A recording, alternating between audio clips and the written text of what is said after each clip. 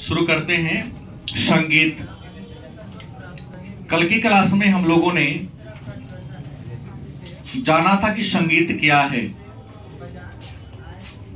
संगीत की परिभाषा को जाना था। और आज की क्लास में हम लोग जानेंगे श्रुति। पहला जो टॉपिक है, जिस पहले बिंदु पर हम लोग चर्चा करेंगे, उसका नाम है श्रुति क्या है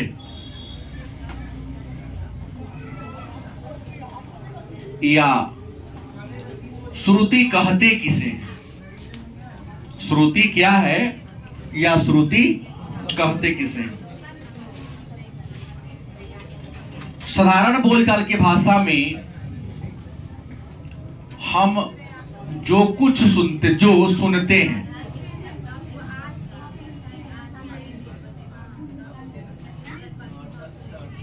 उसे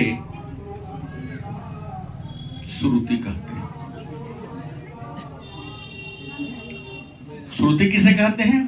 तो हम जो सुनते हैं साधारण बोलचाल की भाषा में, उसे क्या कहते हैं? श्रूयते इति श्रुति। विद्वान कहते हैं श्रूयते इति श्रुति। श्रुति कहते किसे हैं? तो जिसे सुना जा सके, जिसे सुना जा सके उसे क्या कहते हैं? और हम या आप या संसार का कोई भी लोग उसी को सुनता है जो प्रिय होता है, जो मधुर होता है। जो कर्कश होगा, कर्ण प्रिय नहीं होगा, कानों को प्रिय नहीं लगेगा, क्या उसे आप सुन सकते हो? नहीं। तो श्रुति किसे कहते हैं? तो संस्कृत में श्रूयते इति श्रुति, जिसे सुना जा सके, जिसे सुना जा सके उसे क्या कहते हैं? श्रुति के नाम से जानते हैं। अगर इतिहास की बात करें तो इतिहास में वेद को श्रुति कहते हैं। इतिहास में श्रुति किसे कहते हैं? मतलब सुनकर प्राप्त किया गया ज्ञान श्रुति कहलाता है, और वेद को श्रुति भी कहा जाता है। क्या जी? जो 12वीं के बच्चे हैं, शुरू से पढ़े, उनको ये बात की जानकारी है कि श्रुति किसका उपनाम है? वेद का श्रुति भी कहते हैं। और संगीत में 22 श्रुति हैं। कितने श्रुति हैं? कई बार पूछा गया प्रश्न है। संगीत में कितने श्रुति हैं? 22 श्रुति हैं। 22 श्रुति का नाम है, नंबर 1 में है तिब्रा। क्या नाम है? तिब्रा। दूसरा है कुमुदती। तीसरा श्रुति है मंदा। चौथा श्रुति है छंदोवती। पांचवा जो श्रुति होगा दयावती। अगला श्रुति है रजनी। रजनी के बाद रक्तिका।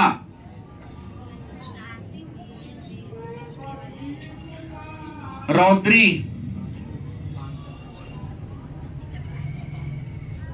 रौद्री के बाद क्रोधा।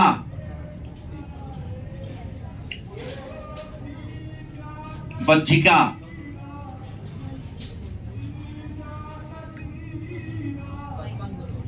अलापिनी।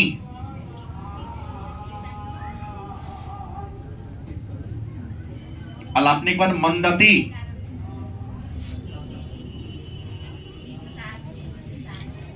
रोहिणी।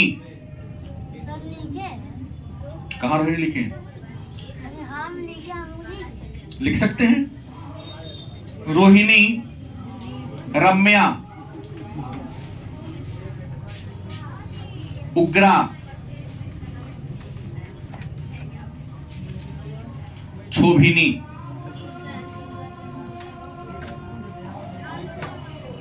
तो एक प्रश्न आया, एक छोटा सा प्रश्न आया कि श्रुति क्या है और गायन वादन में कितने श्रुति का प्रयोग किया जाता है। तो हमने क्या कहा, श्रूयते इति श्रुति, जिसे सुना जा सके, जिसे सुना जा सके उसे क्या कहते हैं। और संगीत में कितने श्रुति का प्रयोग होता है। कोई भी ताल हो, कोई भी राग हो, उसमें ज्यादा से ज्यादा 22 श्रुति का ही प्रयोग होता है। उससे अधिक श्रुति का प्रयोग होने से उसका लय खराब हो जाएगा। तो एक 2 अंक का प्रश्न होगा कि श्रुति कहते किसे, तो हम जो सुनते हैं उसे श्रुति कहते हैं, अर्थात श्रूयते इति श्रुति, जिसे सुना जा सके उसे क्या कहते हैं, श्रुति के नाम से। और श्रुति कितने हैं, वस्तुनिष्ठ में आ सकता है, इसमें कौन श्रुति नहीं है। तो आपको याद रखना होगा, तिब्रा, कुमुदती, मंदा, छंदोवती, दयावती, रजनी, रक्तिका, रौद्री, क्रोधा, बज्जिका, आलापिनी, मंदती, रोहिणी, रम्या, उग्रा और क्षोभनी, ये क्या है, श्रुति है। और श्रुति के आधार पर ही आप अलग अलग वाद्य यंत्र के स्वर को अलग भिन्न भिन्न कर लेते हैं, क्योंकि कोई तेज है, कोई स्लो है। यह अंतर श्रुति ही आपको दिखाता है। फिर अगला प्रश्न है, ये थ्योरी में आपको बताया, इसको याद करने की जरूरी, आपको याद इसी करना है। श्रुति का परिभाषा हमने तो लिख दिया, इसके लिए तो समझ के प्रैक्टिकल में फिर आना पड़ेगा। जब प्रैक्टिकल में हारमोनिया बजेगा, नगारा बजेगा, मृदंग बजेगा, वहां आपको पकड़ में आएगा। यहां तो बोलकर पकड़ में आने वाला नहीं, तो वो नहीं पर मैं प्रैक्टिकल नहीं पढ़ाता हूं, प्रैक्टिकल आपके विद्यालय में होगा। हमने कहा है कि मैं केवल थ्योरी पढ़ाऊंगा, परिभाषिक शब्दावली पढ़ाऊंगा। अब कोई कहे कि हारमोनिया लेके ताल सिखा दीजिए, वो मेरा विषय नहीं है, वो आपके विद्यालय का विषय है। एडमिशन के समय कहता हूं कि हम केवल थ्योरी पढ़ाऊंगा, प्रैक्टिकल नहीं। अब एक प्रश्न आया, नाद और श्रुति में क्या भेद है। कल नाद पढ़े थे और अभी क्या पढ़े हैं, श्रुति।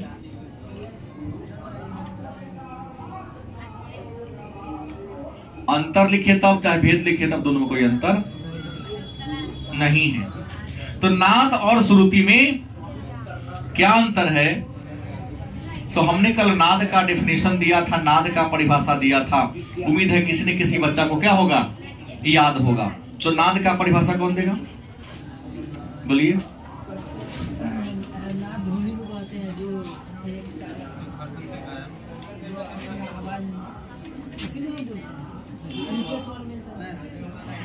संगीत उपयोगी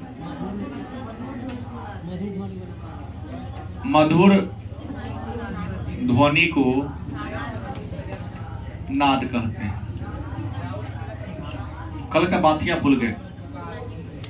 नाद के 3 प्रकार है, नाद के 2 भी प्रकार है, आहत और अनाहत। हम लोग वहां चल गए। नाद की 3 विशेषताएं हमने ये कहा था। तो नाद है क्या, नाद और श्रुति में क्या अंतर है। तो हमने क्या कहा, संगीत उपयोगी मधुर ध्वनि को क्या कहते हैं, नाद कहते हैं। और अंतर की बात करते हैं, जबकि जिसे सुना जा सके, जिसे क्या कहलाता है। तो सुनेंगे किसको हम, जो ध्वनि मधुर हो। करकराहट को सुन पाएंगे नहीं। बार बार इतना आप बंद कर देंगे थोड़ा गेटवा को, इतना प्रचार होता है कि खींच बनने लगता है कई बार। लेकिन इसी को मीठा स्वर में अगर प्रचार करें तो फर्क नहीं पड़ेगा। प्रचार कराने वाले भी जान रहे हैं कि प्रचार से कोई फायदा होने वाला नहीं है, फिर भी ऊंचे स्वर में। कई बार हम लोगों ने कहते मीठे स्वर में करवाइए, लेकिन उसको फायदा मिलता नहीं है। लगता है प्रचार वाले को जितना जोर से बोलेगा उतना ज्यादा छात्र मेरे पास है। तो उनको संगीत पढ़ने की जरूरत है। नाद और श्रुति का याद करना पड़ेगा कि उस संगीत उपयोगी मधुर ध्वनि मधुर होगा लोग उसकी ओर आकर्षित होंगे, आकर्षित होंगे तो प्रभाव पड़ेगा। तो संगीत उपयोगी मधुर ध्वनि को क्या कहते हैं? जबकि जिससे सुना जा सके उसे क्या कहते हैं? अब एक नया प्रश्न आता है मेरे पास कि स्वर क्या है?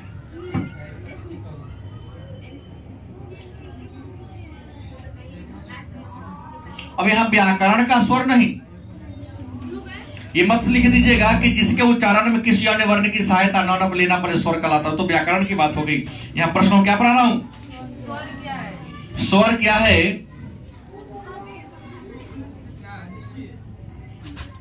उत्तर होगा संगीत में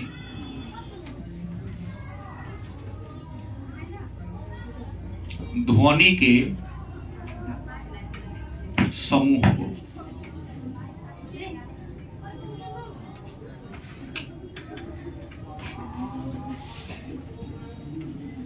संगीत में ध्वनि का क्या आता है? समूह आता है। ध्वनि के उस समूह को ही क्या कहते हैं? स्वर कहते हैं। नाम क्या है? षडज। और संगीत में कितने स्वर हैं? 7 स्वर हैं। नाम है षडज। दूसरा है ऋषभ, तीसरा है गंधार, चौथा है मध्यम, पांचवा है पंचम, छठा है धैवर्त और सातवां है निषाद। सातवां क्या है? संगीत में ध्वनि के समूह को क्या कहते हैं? स्वर। और संगीत में कितने स्वर हैं? आपने पढ़ा होगा इन 7 स्वर का नाम सा, रे, ग, म, प, द, नी। हम भी यही लिखे। सा का है बोल दिया आपने, हमने बोला सा। कहां सा नीचा है? 7 है तो 8वां क्यों बुला रहे हैं? सा। षडज का सा, ऋषभ का रे, गंधार का, मध्यम का, पंचम का, धैवर्त का द, निषाद का नी। शुद्ध ये है। शॉर्ट में हम लोग ये पढ़ते हैं सारे। अब संगीत चलने जाओगे तो सबसे पहले यही सिखाएगा, पहले इसी पर ताल पकड़ाएगा। सा रे गा मा नहीं। तो संगीत के जो 7 स्वर है, 7 ध्वनि के समूह को संगीत में यही ध्वनि, मूल ध्वनि संगीत में यही है। संगीत में जो मूल ध्वनि है नाम है षडज, ऋषभ, गंधार, मध्यम, धैवर्त, पंचम, धैवर्त और निषाद। इसी को कहते हैं सा रे ग म प ध नी। इसी को क्या कहते हैं? स्वर कहते हैं। क्या कहते हैं?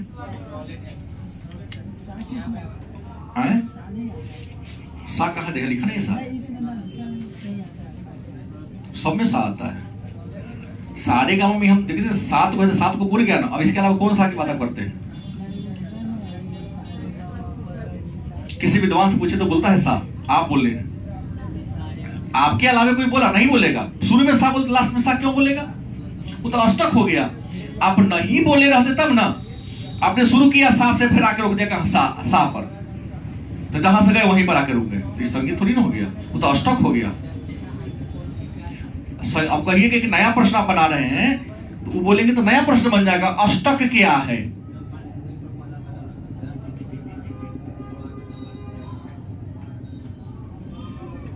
अष्टक तो संगीत के 7 स्वर को, संगीत के 7 स्वर में पहले स्वर को पुनः हम क्या कर दे? दोहरा दे, तो उसे क्या कहेंगे?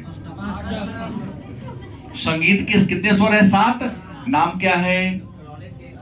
सा रे ग म प द नी। इसमें पहला को क्या कर दे? दोहरा दे। क्या हो गया? अष्टक। शब्द चेंज करेंगे हम। क्या बोले? संगीत है। आपने के मन से कुछ नहीं चलेगा। जो आपने सुन लिया है वो सब सही नहीं है। एक संगीत के विद्वान, मैं विद्वान नहीं हूं, लेकिन जो हारमोनियम बजाते हैं, बेंजो बजाते, देखिएगा सारे गामा पद नी पर रुक जाएंगे। आप आके सा बोल देते हैं तो क्या अच्छा लगता है सुनने में। मैंने वहां पर लगता है कि रुकावट आ गई। नहीं, सा रे ग म प ध नी। इसी को कहते हैं स्वर। इसका विस्तृत नाम क्या है? षडज, ऋषभ, गंधार, मध्यम, पंचम, धैवर्त और इसी सातों को समझते उसे क्या कहते हैं? स्वर। क्या कहते हैं? और दो बात और यहां मैं पढ़ूंगा। पूछा गया प्रश्न है आरोह क्या है? प्रश्न क्या है? तो संगीत के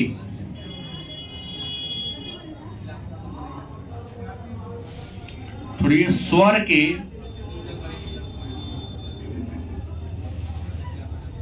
चढ़ते क्रम को क्या कहते हैं?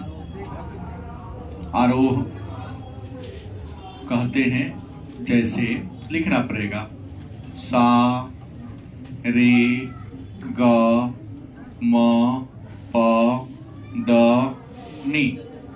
वो क्या दोनों मिल जाएगा इस पर? प्रश्न क्या आया? आरोह क्या है? तो आरोह का मतलब कि संगीत में मूल स्वर कितने हैं? 7। नाम क्या है? षडज, ऋषभ, गंधार, मध्यम, पंचम, धैवर्त और निषाद, जिसको सारे गामा प ध नी। तो संगीत के ये चढ़ते क्रम को स्वर के चढ़ते क्रम क्या है? सारे गामा प ध। तो संगीत स्वर के चढ़ते क्रम को क्या कहते हैं? फिर प्रश्न कर देगा अवरोह क्या है? अवरोह क्या है? तो लिखोगे स्वर के उतरते क्रम को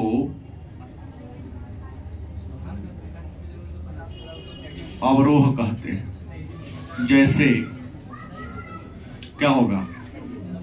नी द प म ग रे सा। उलट दो सीधा।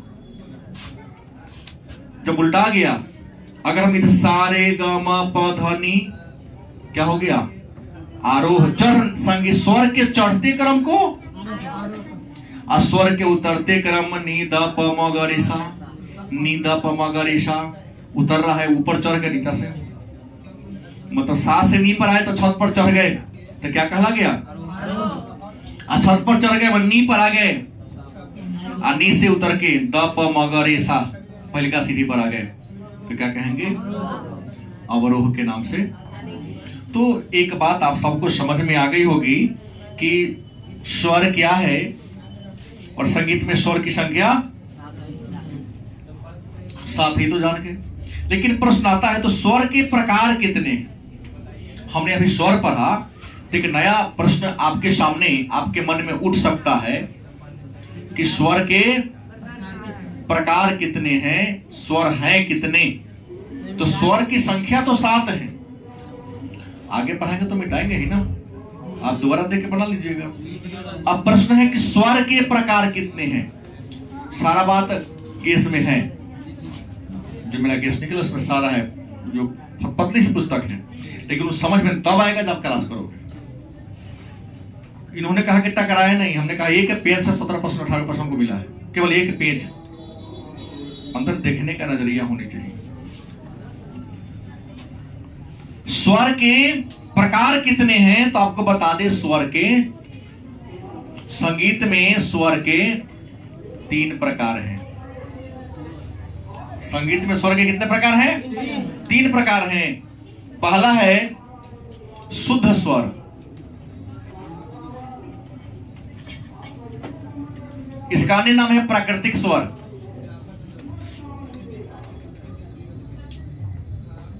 दूसरा है अचल स्वर,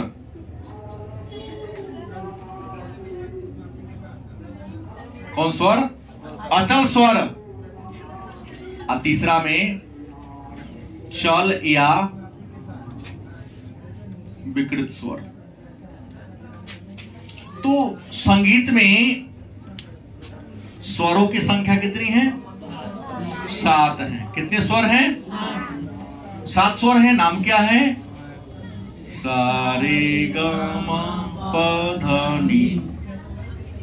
7 कौन है? इन 7 स्वर को कितने भागों में बांटा गया है? 3 भागों में बांटा गया है। नाम क्या है? शुद्ध स्वर, अचल स्वर और चल स्वर। अब कहता है तो शुद्ध स्वर या प्राकृतिक स्वर है क्या? तो सीधा कहता है इसका परिभाषा, जब संगीत के सभी स्वर अपने अपने मूल स्थान पर,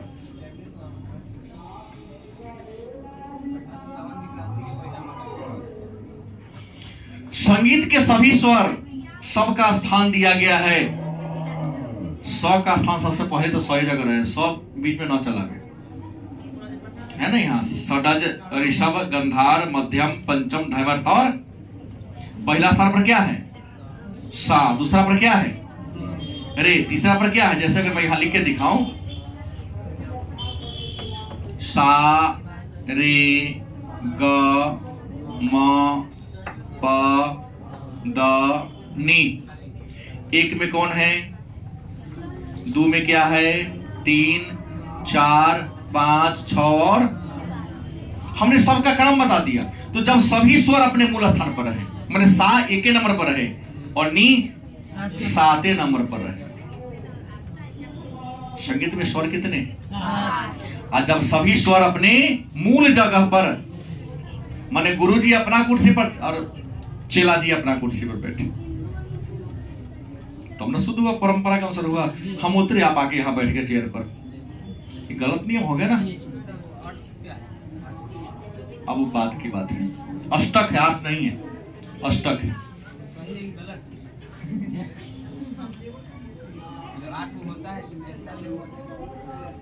अब प्रश्न है पहले क्यों नहीं है? हम तो समझाए हैं क्या जी? आप समझाने के बाद आए हैं। प्रश्न है कि संगीत में कितने स्वर हैं? 7 स्वर हैं। और जब सभी स्वर अपना मूले जगह पर है, माने 100 पर 1 नंबर पर, रे 3 नंबर पर, 4 नंबर पर, 5 नंबर पर, 6 पर, 7 पर, बस तुरिस्ट आ गया, यहां पर बन जाएगा। संगीत का 5वां स्वर कौन है? 5वां कौन है? हाँ, 5वां स्वर कौन है? पहला स्वर कौन है? दूसरा स्वर, तीसरा स्वर, चौथा स्वर, 5वां स्वर, 6ठा स्वर, 7वां स्वर। माने सभी स्वर अपने मूल स्थान पर रहे, आगे पीछे ना रहे, तो उसे क्या कहेंगे? क्या कहेंगे? नंबर 1 यहां इंडिकेट कर दो, नंबर 1 यहां दे दो, क्या कहेंगे? इसको यहां लिखना जरूरी है कि समझ गए? आगे बढ़ूं। दूसरा क्या? अचल। अ माने न, चल माने चलने वाला। अ मतलब चल, मतलब चलने वाला। कहता है दूसरका का परिभाषा कर लिया जाए कि अचल स्वर किसे कहते हैं।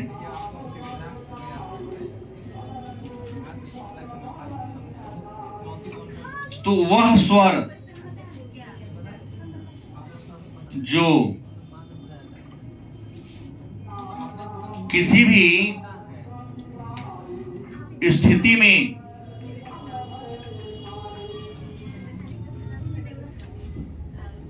अपने मूल स्थान से ऊपर या नीचे नहीं जाए। देखिए, ये अपने मूल स्थान पर है। संगीतकार अपने हिसाब से आगे पीछे इसको कर सकता है, लेकिन इन 7 में कुछ स्वर ऐसा भी हैं जो जिस नंबर पर है हमेशा उसी नंबर पर रहेगा, चाहे स्थिति जो हो जाए। पिता है, पिता के जगह पर ही रहेगा। बेटा गवर्नर राष्ट्रपति बन जाएगा, क्या पिता का पद समाप्त हो जाएगा, उससे नीचा हो जाएगा? बाबूजी जाके बाप गोर लगेगा, बेटा हमारा राष्ट्रपति गोर लग लगेगा क्या? अर्जुन लगवा लेगा? नहीं लग पाएगा। सही बोला है, नहीं, नहीं हो सकता है। तो 7 स्वर हैं, पिता जैसे हैं उनको कि तो उससे बड़ा कोनो पदे नहीं है। राष्ट्रपति क्या गुरु से बड़ा होगा पति, भगवान का जब पद है ही नहीं। सर तो कहते महाराज महाराज नहीं कहते, पिताजी कहते रहते हैं महाराज। ये चर्चा बाद में, तुम्हारे प्रश्न का उत्तर मैं बाद में दूंगा। टीवी नहीं चलता है यहाँ, व्यवहारिक लाइफ की, व्यवहारिक जीवन की बात हो रही है। क्या जी, हमने कहा कि संगीत में 7 है ना, सारे गा मा पा धा नी, इसको क्या कहेंगे? प्राकृतिक स्वर, अपना जगह पर सब है। लेकिन संगीत के 7 स्वर में से कुछ ऐसे स्वर हैं, सूरज पश्चिम जा सकता है, उत्तर से निकल सकता है, लेकिन अपना मूल जगह से कभी नहीं हटेगा। तो ऐसे स्वर क्या कहेंगे? अ चल, अ माने न, चल माने चलने वाला, जो चलवे नहीं करे, जहां है। बात तो ये हो गई कि रावण शिव जी को प्रसन्न किया तपस्या करके, कहा कि महाराज आप चलिए श्रीलंका। कहा कि बेटा ले चलो, लेकिन जो ना जगह धो देगा उसे उठेंगे तो रस ना हो। गणेश जी सोचे कि तो बड़ा खतरनाक काम कर रहा है, पिताजी को ले चल जाएगा लंका तो दिक्कत होगा। इतना पानी पिया दे के लग गया उसको, टॉयलेट लग गया, लगा देर बोगा तू तो रहते का देर, जल्दी आना ना हम रख दे वो नीचा। और उसमें तो पूरा समुद्र का पानी कनेक्ट कर दिया माया से। क्या जी, पेशाब करते करते करते करते बेचारा को पोखरा बना दिया। गणेश जी वही जगह शिवलिंग को धो दिया, बन गए बाबा विश्वनाथ, ये बैजूनाथ, झारखंड वाले बाबा। रावण ले जा रहा था कहाँ? लंका। फिर हम बिहार वाले लोग कहाँ जाते पूजा करने? लंका जाना पड़ता है। बाबा हम नहीं कहते लंका धाम चलो।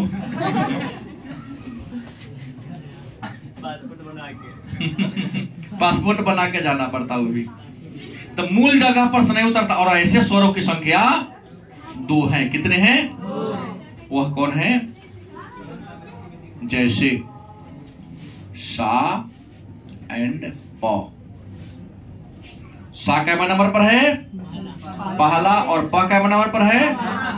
मतलब पहला और संगीत का के 7 स्वर में से जो पहला स्वर है और 5वां स्वर है, वो कैसा स्वर है? अचल स्वर है। किसी भी परिस्थिति में अपना जगह नहीं, उनका स्थान नहीं बदलेगा। समझिए वो होंगे चल चाहे विकृत। वह स्वर जो समय के अनुसार, मात्रा के अनुसार, ताल के अनुसार, राग के अनुसार अपना जगह ऊपर नीचा करते रहे। क्या लिखा? इसका परिभाषा क्या होगा? समय व परिस्थिति।